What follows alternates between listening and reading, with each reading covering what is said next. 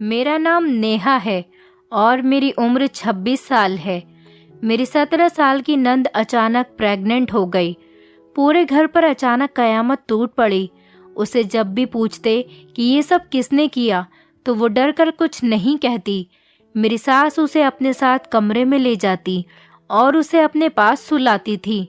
एक रात पति के सर में दर्द था तो मैं दर्द की दवा लेने अपनी नंद के कमरे में चली गई तो मेरे सर पर आसमान टूट पड़ा, क्योंकि मेरी 17 साल की नंद के साथ तो मेरी सास। मेरा नाम नेहा है। मैं गांव में रहती थी। जब मैं बहुत छोटी थी मेरी अम्मी का इंतकाल हो गया था। मेरी परवरिश के लिए मेरे पापा ने दूसरी शादी कर ली थी और उनसे मेरे पापा के 3 बच्चे थे, एक बेटी और 2 बेटे। लेकिन वो मेरे साथ क्या व्यवहार करती थी इसकी मेरे पापा को बिल्कुल भी खबर नहीं थी, क्योंकि पापा सुबह को जाकर शाम को आया करते थे। तब मैं थक हार कर सो चुकी होती थी और सुबह मेरे उठने से पहले ही वो काम पर चले जाते थे। मेरे बहन भाइयों का व्यवहार भी मेरे साथ कुछ ज़्यादा अच्छा नहीं था।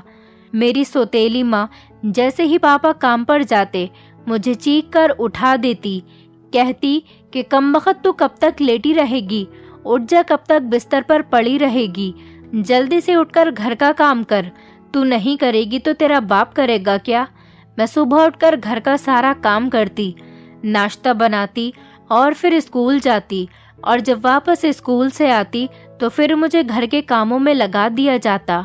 और जब मैं रात को थक हार कर बिस्तर पर लेट जाती तो मैं अपनी अम्मी को याद करके बहुत ज़्यादा रोती कि पता नहीं क्यों ऊपर वाले ने मुझे मेरी अम्मी से दूर कर दिया। अगर मेरी सगी माँ होती तो वो मेरे साथ ऐसा व्यवहार कभी भी नहीं करती। मैंने काफ़ी बार पापा को बताना चाहा। जैसे ही मेरे पापा आते और मैं खाना लेकर जाती तो वो मेरे हाथ से खाना छीन लेती और पापा के सामने गुस्से से कहती कि सारा दिन तो पड़ी रहती है और अब पापा के लिए खाना लेकर ऐसे चल जा, यहाँ से जाकर सो जा, और फिर सुबह स्कूल के लिए नहीं उठती है। मेरे पापा से वो मेरी तरह तरह की शिकायतें करती। मैं चुपचाप वहाँ से चली जाती हूँ और थक हार कर सो जाती। मेरे पापा भी अम्मी के कहने पर चलते, उन्हीं की बात मानते, उन्हीं की सुनते थे। मेरे पापा का व्यवहार भी अब मेरे लिए पहले जैसा नहीं रहा। मैं रात को बहुत रोती और ऊपर वाले से कहती कि इस सब से मेरी जान कब छूटेगी और कब मुझे सुकून की ज़िंदगी मिलेगी। मुझे नहीं पता था कि मेरा बचपन खेलने कूदने के बजाय इस कश्मकश में गुजर जाएगा। इन हालातों ने मुझे वक्त से पहले बड़ा कर दिया था। मेरे और बहन भाइयों ने भी मेरे साथ ऐसा ही व्यवहार रखा था। वो मेरे पापा के साथ कदम से कदम मिलाकर चलते। मेरे पापा ने उन्हें बहुत ज़्यादा पढ़ाया लिखाया था और बहुत काबिल बना दिया था। अम्मी को भी इस बात का गुरूर था कि उन्होंने 2 बेटे पैदा किए हैं और मैं अपनी अम्मी की आखिरी निशानी थी। इसमें कोई शक नहीं कि मेरे पापा ने मेरी अम्मी से बहुत मोहब्बत की थी और वो मेरी परवरिश के लिए ही दूसरी शादी करने के लिए राज़ी हुए थे। लेकिन मेरी किस्मत में कुछ और ही लिखा था। मेरी दूसरी अम्मी मेरे साथ कभी इस तरह पेश नहीं आई जैसे मेरे पापा सोचते थे, बल्कि वो तो उल्टा मेरे पापा की नज़रों में मुझे इतना गलत साबित कर सकती है कि मैं ये बात सोच भी नहीं सकती थी। आखिर सौतेली माँ सौतेली ही होती है। मेरा स्कूल अब ख़त्म हो चुका था और मेरी सौतेली माँ ने अब मेरे लिए रिश्ते देखना शुरू कर दिए थे। वो मेरे लिए ऐसे अजीब व गरीब रिश्ते देख रही थी कि जैसे बस मुझसे जान छुड़वानी हो। वो मुझसे बस अपनी जान छुड़वाना चाहती थी। मैं तो जैसे सब घर वालों के लिए बोझ बन चुकी थी। हर कोई मुझसे पीछा छुड़वाना चाहता था। पता नहीं मैंने इन सब का क्या बिगाड़ा था। मुझे तो खबर भी नहीं थी कि ये सब मेरे साथ क्यों हो रहा है। क्या इस सब की वजह यह है कि मैं एक लड़की हूँ, या ये कि मैं इन सब के लिए सौतेली हूँ। मेरे भाई मेरा मजाक बनाते और अपनी पढ़ाई लिखाई पर गुरूर करते, और मेरी अम्मी हमेशा इनका साथ देती और कभी मेरे भाइयों को पापा की नज़रों में गिरने नहीं देती और मुझे हमेशा जलील करती रहती। मेरे रिश्ते की मामी अम्मी की गैर मौजूदगी में मुझसे मिलने के लिए आती और कहती कि बेटी सब्र कर, ऊपर वाले ने तेरे लिए कुछ बेहतर ज़रूर सोच कर रखा होगा। वो मेरे ऊपर हुए तमाम जुल्मों सितम से वाकिफ़ थी और एक वही थी जो अपनों में सबसे ज़्यादा अपनी थी, लेकिन वो अम्मी के सामने मेरे साथ बुरा व्यवहार करती थी, क्योंकि वो जानती थी कि अगर मैं इसके साथ अच्छा व्यवहार करूँगी तो इसके पापा के सामने ये मुझे भी बुरा बनवाकर मेरा आना जाना भी इस घर में बंद करवा देगी। वो छिपकर मुझसे मिलती है और मुझे बहुत ज़्यादा प्यार करती है। मेरे लिए कपड़े लेकर आती है, खाने पीने की बहुत सारी चीज़ लाती है। एक दिन तो गजब ही हो गया जब मैंने अपने पापा से कॉलेज जाने को कहा कि ये मेरा पहला और आखिरी सपना था, लेकिन मेरे बहन भाइयों ने और अम्मी ने मिलकर ऐसा जाल बिछाया कि मेरे पैरों तले से ज़मीन निकल गई। पापा जैसे तैसे मेरे एडमिशन के लिए राज़ी हो गए। आज मेरा कॉलेज का पहला दिन था और मैं हंसी खुशी घर वापस आ रही थी। मेरा आईडी कार्ड जो कि गलती से रास्ते में गिर गया था और वो मेरे ही कॉलेज के किसी लड़के को मिल गया। मैं रास्ते में थी और कुछ ही दूरी पर थी तो वो मुझे आवाज़ लगाता हुआ आया कि सुने, मेरी बात तो सुने। मेरा दिल घबराने लगा। मैं आवाज़ सुनकर रुक गई। मैंने जब पीछे मुड़कर देखा तो वो मेरा आईडी कार्ड हाथ में लिए खड़ा था। वो बोला कि आपका आईडी कार्ड रास्ते में गिर गया था। मैंने सोचा कि आपको देता हुआ निकल जाता हूँ। बस वो मुझे मेरा आईडी कार्ड देकर चला गया। मैं जब घर लौट कर आई तो मेरी आंखें फटी की फटी रह गईं। पापा, मम्मी और मेरे दोनों भाई सामने खड़े थे और वो मुझे ऐसे घूर रहे थे जैसे मुझे जान से मार देंगे। इतना गुस्सा इन सब की आंखों में नजर आ रहा था। मैंने डरते हुए पूछा, क्या हुआ अम्मी? वो बोली, चुप कर आवारा, तूने ये सब करने के लिए कॉलेज में एडमिशन लिया था? मेरे तो कुछ भी समझ में नहीं आ रहा था कि ये सब क्या कह रहे हैं। इतनी देर में मेरे पापा ने गुस्से में मेरे मुंह पर चांटा मार दिया। मैं रोती हुई बोली कि क्या हुआ है, आखिर मेरा कसूर क्या है, मैंने करा क्या है, आखिर मैंने ऐसा क्या कर दिया? पापा गुस्से में बोले कि आखिर तू उस गैर लड़के के साथ बीच सड़क पर क्या कर रही थी? मैंने अपने भाइयों की तरफ देखा। वो बोले कि हमने तुम्हें खुद सैर सपाटे करते हुए देखा है इस लड़के के साथ। एक भाई बोला कि मैं इस बदतमीज़ की जान ले लूँगा और गुस्से से मेरे आगे आने लगा और उसने अपने मोबाइल में मेरी और उस लड़के की फ़ोटो क्लिक कर ली आईडी कार्ड लेते हुए, और धोखे से पापा की नज़रों में मुझे गलत साबित कर दिया। मैं रोती रही, चीखती चिल्लाती रही, लेकिन मेरी किसी ने एक नहीं सुनी और झूठे इल्ज़ाम मेरी मम्मी ने मुझ पर लगा दिए। वो मेरे पापा से कहने लगी कि मैं कहती थी ना फैसल, ये लड़की तुम्हें कहीं का नहीं छोड़ेगी। इस लड़की ने पूरे मोहल्ले में हमें बदनाम कर दिया। क्या ज़रूरत है इसे इतना ज़्यादा पढ़ाने लिखाने की? जल्दी से कोई भी रिश्ता देखकर इसकी शादी कर दो। वो बोले कि इससे पहले कि हमारे मुंह पर कालक थोप कर चली जाए, इसको इस घर से दूर कर दो। और पापा चीख कर बोले, जा चली जा, मेरी नज़रों से दूर दूर हो जा। मैं रोती हुई अपने कमरे में चली गई। मैं पूरी रात रोती रही कि ऐसी भी क्या गलती है मेरी, मुझे किस गुनाह की सज़ा मिल रही है। मैं रोते रोते सो गई। सुबह मुझे मेरी वही मामी मिलने के लिए आई। मैंने उन्हें सारी बात बताई। वो मुझे समझाने लगी कि भरोसा रख ऊपर वाले पर, सब्र कर और मैं तेरे साथ हूँ, मैं कोई ना कोई हल निकालती हूँ। ये कहकर वो चली गई। मेरे भाइयों ने मेरी पढ़ाई रोक दी थी।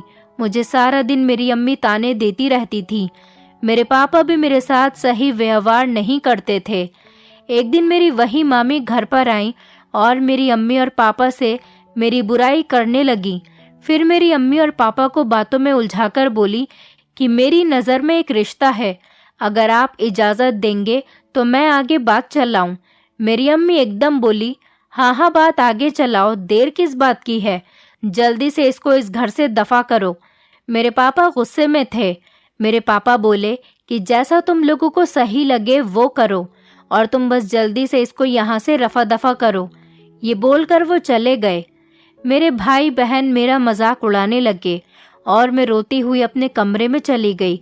मेरी मामी छिपकर मेरे पास आई और मेरे सर पर हाथ रखा और कहा कि फिक्र मत कर बेटी, मैं तेरे साथ हूँ, मुझ पर भरोसा कर और इस रिश्ते के लिए राजी हो जा, यही तेरी किस्मत है। वो ये कहकर चली गई। मैं सारे रिश्तों से थकी हुई थी और अपनी जिंदगी से बहुत परेशान हो गई थी। मेरे पास इस रिश्ते को हाँ करने के अलावा और कोई दूसरा रास्ता नहीं बचा था। मैं भी किस्मत के हाथों मजबूर हो गई और रिश्ते के लिए मान गई। अगर मम्मी पापा चाहते तो मेरी शादी बहुत धूमधाम से कर सकते थे। मैं उनके घर की बड़ी बेटी थी, लेकिन मेरी किस्मत तो जैसे मेरा साथ ही छोड़ चुकी थी। पापा ने घर की भाग दौड़, घर की सारी जिम्मेदारी और सारी चीज़ें अम्मी के हाथों पर छोड़ रखी थी। तभी अम्मी ने लड़के के घर वालों को अपनी गरीबी के झूठे किस्से सुनाकर सादगी से मेरी शादी के लिए राजी कर लिया। मैं चुपचाप सारा तमाशा देख रही थी और मैं कर भी क्या सकती थी। अब तो मैं तंग आकर जल्द से जल्द घर को छोड़ देना चाहती थी। खैर, जल्दी में और सादगी से मेरी शादी करके मुझे रुखसत कर दिया गया और मेरे पापा और मेरे भाइयों ने लड़के की भी कोई मालूमात करना ज़रूरी नहीं समझा। उसकी कोई भी छानबीन नहीं करी, जैसे क्या करता है, कौन है, कैसे लोग हैं, वो मुझे कैसा रखेगा। ये सब तो बस अपने सर से मेरा बोझ उतारना चाहते थे, इसलिए कुछ नहीं, उन्होंने कोई भी छानबीन नहीं करी और बस मुझे भट्टी में झोंक दिया।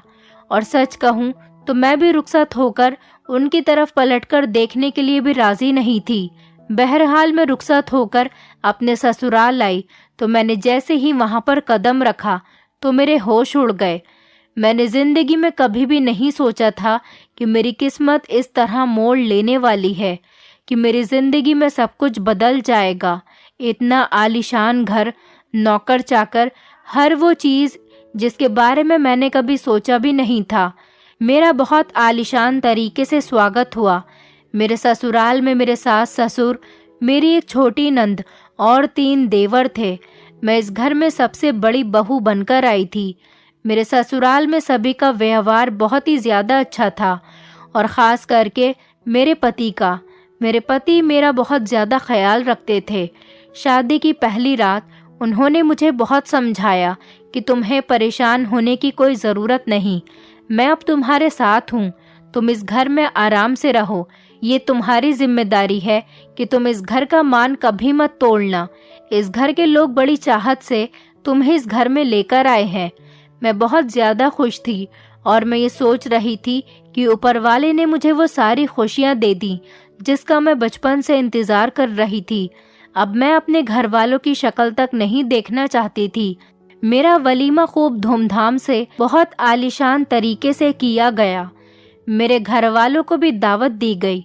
मेरे पति ने मुझे समझाया कि कोई बात नहीं, वो लोग जैसे भी हैं तुम्हारे घर वाले हैं, उन्होंने जो भी किया वो उनकी गलती है और ऊपर वाले ने तुम्हें तुम्हारे सब्र का फल दे दिया।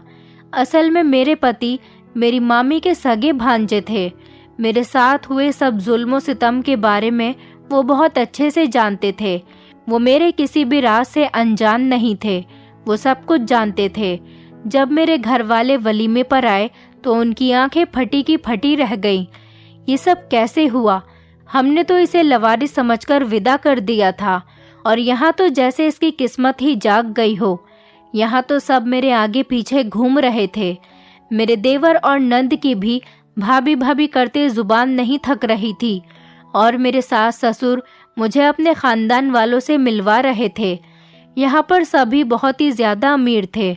मेरे घर वाले कोने में खड़े ये सब कुछ देख रहे थे। मेरी अम्मी को तो ये सब देखकर जैसे आग लग रही थी। उनका बस नहीं चल रहा था, वो मेरी किस्मत का दिया मुझसे यहाँ पर भी छीन लेती। वो मेरे ससुराल वालों के कान भरने की कोशिश में यहाँ पर भी लगी रही थी, लेकिन किसी ने उन पर ध्यान नहीं दिया क्योंकि सब ऊपर वाले की रहमत से मुझे दिल से चाहते थे। दिन हंसी खुशी गुजर रहे थे।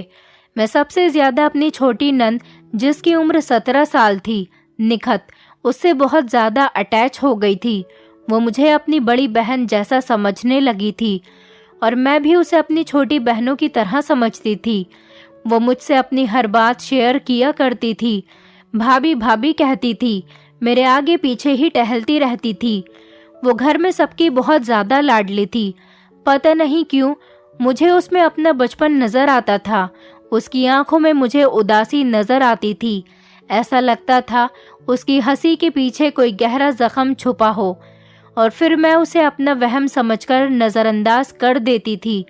यूं ही दिन गुजरते रहे।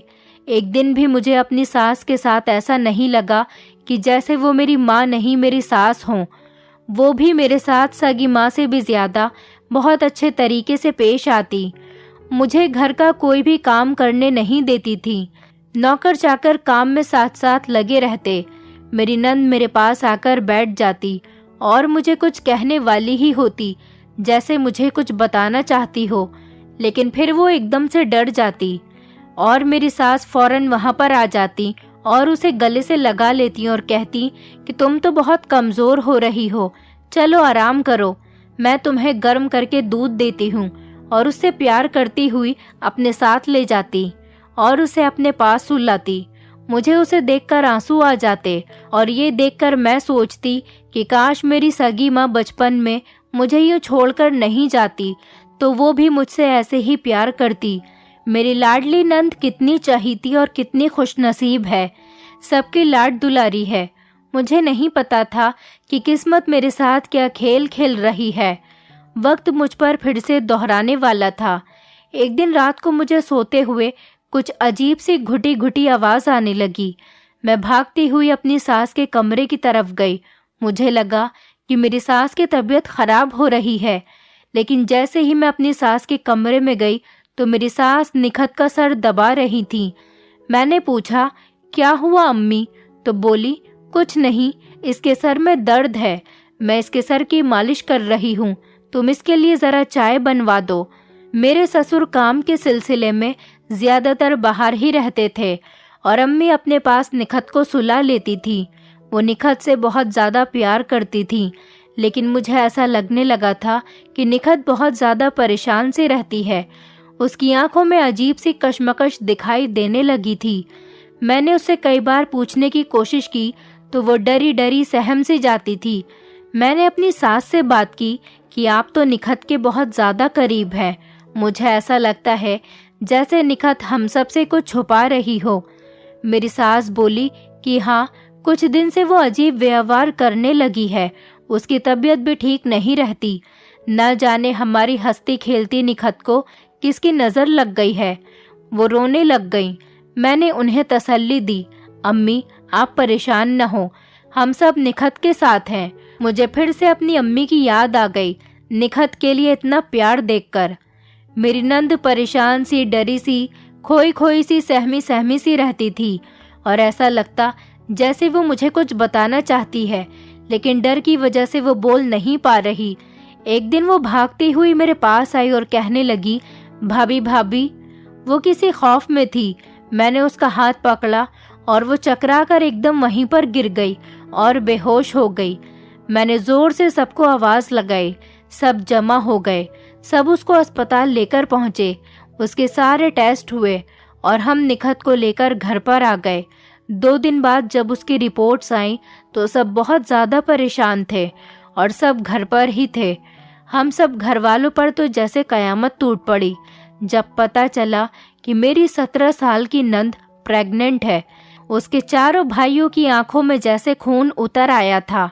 सबने निखत से हजारों सवाल कर डाले कि ये कब हुआ, कैसे हुआ, तुम कैसे इस खानदान की इज्जत को मिट्टी में मिला सकती हो। निखत डर गई और खौफ में थी। वो नजरें चुरा रही थी। मेरी तो कुछ भी समझ में नहीं आ रहा था कि मैं निखत का साथ दूं या फिर घर वालों का, क्योंकि इतनी कम उम्र में ऐसा होना ये तो हैरत की बात थी। या तो कोई निखत का गुनाहगार है जो निखत की इज्जत के साथ खेल गया। मैं भी बहुत ज़्यादा सदमे में थी, लेकिन जब भी मैं अपनी नंद को देखती तो मुझे उसकी आंखों में अपना बचपन नज़र आता। मेरा ज़मीर भी कश्मकश में घिरा हुआ था। सब लोग निखत के खिलाफ थे, लेकिन मेरी सास ने निखत का साथ नहीं छोड़ा। वो पूरा दिन इसको अपने कमरे में रखती। मैं जब भी उससे मिलने जाती वो इसकी खिदमत में लगी हुई होती। कमरे में से रोने की आवाज़ें आती। मैं जब निखत से मिलने जाती तो वो डरी डरी सहमी सहमी बेड पर बैठी रहती। मैं उससे पूछती और कहती कि घबराओ मत निखत, मैं तुम्हारे साथ हूँ। बताओ ये किस कमबख्त ने किया तुम्हारे साथ, उसे उसके गुनाह की सज़ा ज़रूर मिलेगी। वो मेरी बातों से थोड़ा सुकून में आई, लेकिन उसने मुझे ऐसा इशारा किया कि मेरे तो पैरों तले से ज़मीन निकल गई। मैं तो अजीब परेशानी में घिर गई और मैं उठकर वहाँ से चली गई। मेरी सास ने उसे दवाई देकर सुला दिया। मैं पूरी रात सोचती रही कि ऐसा कैसे हो सकता है। निखत का गुनाहगार हमारी आंखों के सामने है और हम उसका कुछ भी नहीं बिगाड़ सकते। ये भी तो समझ में नहीं आ रहा था कि मैं उसकी कैसे मदद करूं। फिर मेरा दिल ये भी कहता कि हो सकता है कि निखत कोई गलत फहमी का शिकार हो गई है। जैसा वो कह रही है ऐसा नहीं हुआ होगा। रात होने को थी। मैं सोच रही थी कि थोड़ी देर में ही मेरे पति कमरे में आ गए और गुस्से में निखत को बुरा भला कहने लगे। मैंने उन्हें समझाने की बहुत कोशिश की कि हो सकता है निखत बेकसूर हो। वो मानने के लिए तैयार ही नहीं थे। वो कहने लगी कि मेरे सर में बहुत ज़्यादा तेज़ दर्द हो रहा है। मैं सोच सोच कर कहीं पागल न हो जाऊं। पूरा खानदान हम पर थू-थू करेगा। हम सब के लाड प्यार ने और ख़ासकर अम्मी के लाड प्यार ने उसे इतना बिगाड़ दिया कि वो कैसे इतनी बड़ी गलती कर बैठी। जाओ अम्मी के कमरे से सरदर्द की गोली ले आओ। मैं जल्दी जल्दी अम्मी के कमरे की तरफ जाने लगी। अभी मुझे पहुँचे हुए कुछ देर ही हुई थी तो मैंने निखत की रोती हुई आवाज़ सुनी। मैंने छुपकर कमरे में देखा तो मेरे सर पर आसमान टूट पड़ा कि मेरी 17 साल की नंद के साथ मेरी सास। अब मेरा शक यकीन में बदल चुका था। मैं छिपकर वापस आ गई। मैं बहुत ज़्यादा घबराई हुई थी। मुझे अपनी आंखों पर यकीन नहीं आ रहा था। मेरी आंखों से लगातार आंसू निकल रहे थे। मैं ये सोच रही थी कि निखत के साथ ऐसा भी तो हो सकता है जो हम सोच भी नहीं सकते थे, लेकिन ऐसा कैसे? मैं इन्हीं सोचों में गुम थी। मेरे सामने हर वो याद ताज़ा हो गई जो बचपन में मेरे साथ हुआ था। मैं निखत का साथ नहीं छोड़ सकती थी। शायद ऊपर वाले ने मुझे इस घर में इसीलिए भेजा था। मेरे दिल में अभी भी यही सब कुछ चल रहा था।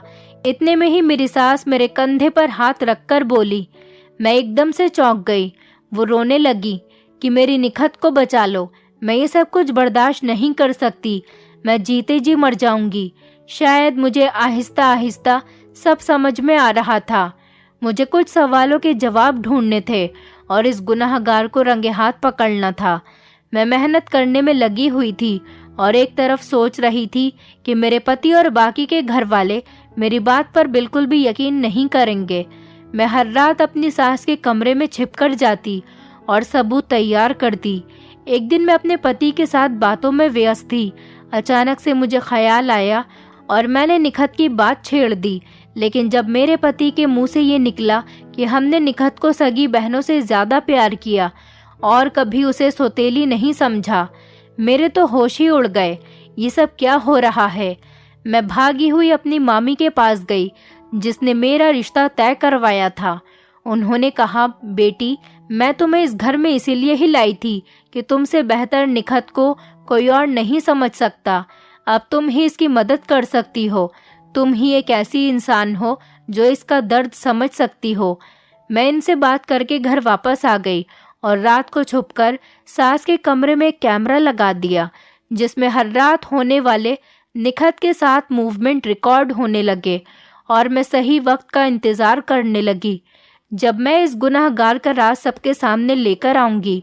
और वो वक्त आ गया और आज मेरे ससुर भी घर में थे।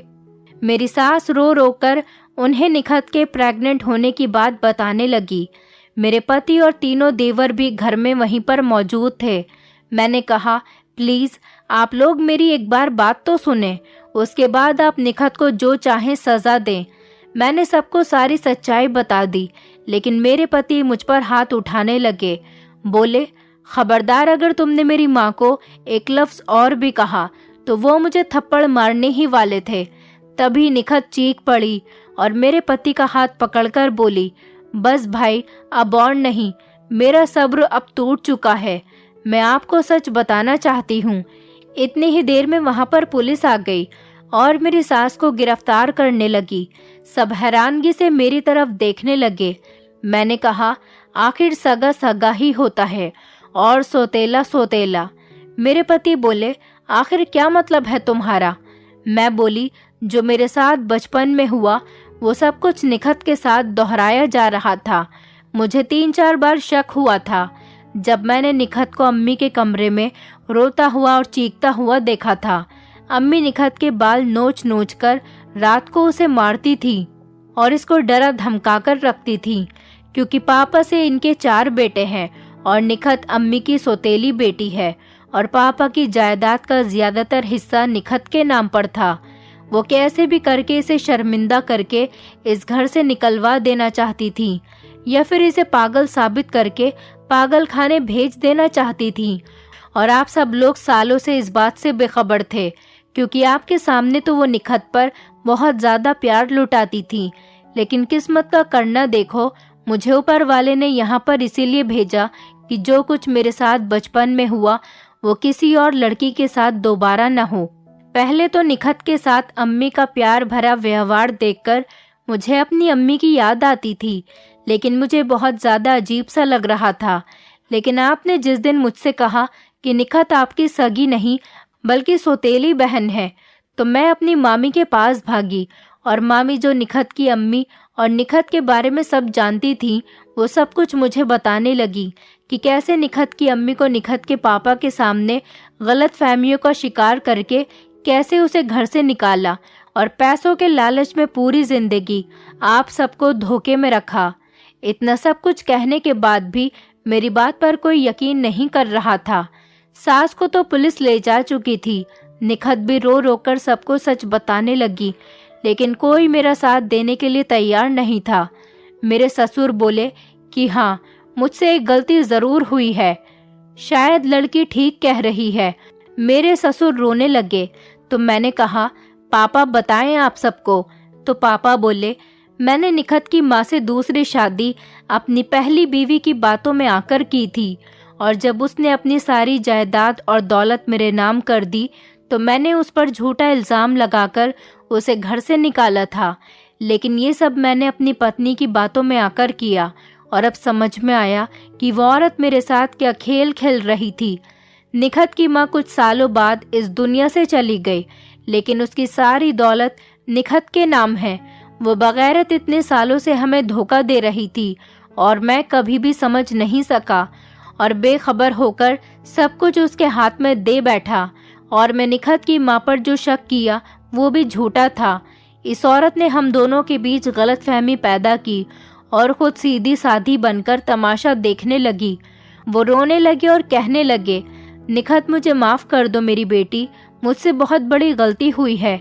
ये सब होने के बाद इनके 4 बेटे रोने लगे और कहने लगे, नहीं, हमारी माँ ऐसा नहीं कर सकती। मुझे यकीन था कि मेरे पति हमारी बातों का यकीन नहीं करेंगे। जाहिर है वो सगी औलाद जो ठहरी उनकी। फिर मुझे उस कमरे की याद आई। मैं फौरन सास के कमरे में गई और वो कैमरा लाकर जो मैंने सास के कमरे में लगाया था वो लेकर आ गई और अपने पति को देते हुए बोली, ये लो सबूत जिसमें तुम्हारी अम्मी की सारी कहानियां मौजूद हैं, जो निखत कितने सालों से बर्दाश्त कर रही थी। उस कैमरे की वीडियो देखकर वो 4 भाई भी रोने लगे कि कैसे वो डराती और धमकाती थी और कैसे निखत को खौफ में रखती थी। फिर अचानक मेरे दिमाग में आया और बोली, निखत, वो तुम्हारा प्रेग्नेंट होना। वो रोती हुई बोली, भाभी, मैंने कोई ऐसा गुनाह नहीं किया। अम्मी ने आप सबकी नज़रों में मुझे गलत साबित करने के लिए झूठी रिपोर्ट्स बनवाकर आप सबको दिखाई थी, और डॉक्टर भी पैसों के लालच में अम्मी के साथ मिली हुई थी। वो मुझे बेहोशी की दवाइयाँ देती रहीं और मेरी तबीयत दिन ब दिन बिगड़ती रही। 4 भाई निखत की नज़रों में बहुत ज़्यादा शर्मिंदा हुए और निखत से रो रो कर माफ़ी मांगने लगे कि ये सब उनकी अम्मी ने किया है। हमें इस बात की कभी खबर नहीं हुई और आज सच्चाई हमारे सामने आ ही गई। अम्मी को उनके किए की सज़ा ज़रूर मिलेगी। हम सब भाई निखत तुम्हारे साथ हैं। तुम्हारे साथ हुए जुल्म के और ज़्यादती के जिम्मेदार भी हैं। हो सके तो हमें माफ़ कर देना। तुम हम सब की लाडली थी और आज भी हो और हमेशा रहोगी। हमने तुम्हें कभी भी सौतेला नहीं समझा। अम्मी को जेल हो चुकी थी। हम सब अपनी ज़िंदगी में खुशी खुशी रहने लगे। निखत को हमने पढ़ा लिखाकर एक अच्छे घर में शादी कर दी और मेरे ससुर ने भी अपने हिस्से की सारी दौलत और जायदाद निखत के नाम कर दी थी। मैं अपने पति के साथ बहुत ज़्यादा खुश थी। ऊपर वाले ने हमें बेटी और बेटा दोनों से नवाजा था। मेरे तीनों छोटे देवरों की भी शादियां हो गईं, लेकिन काफ़ी समय बाद मेरे पापा मेरे घर पर आए और मुझसे माफ़ी मांगने लगे और मुझे बताया एक हादसे में मेरी सौतेली माँ और तीनों भाई बहन की मौत हो गई और मेरी अम्मी अपनी आखिरी सांसें ले रही थी और जाते जाते पापा को सारा सच बता गई।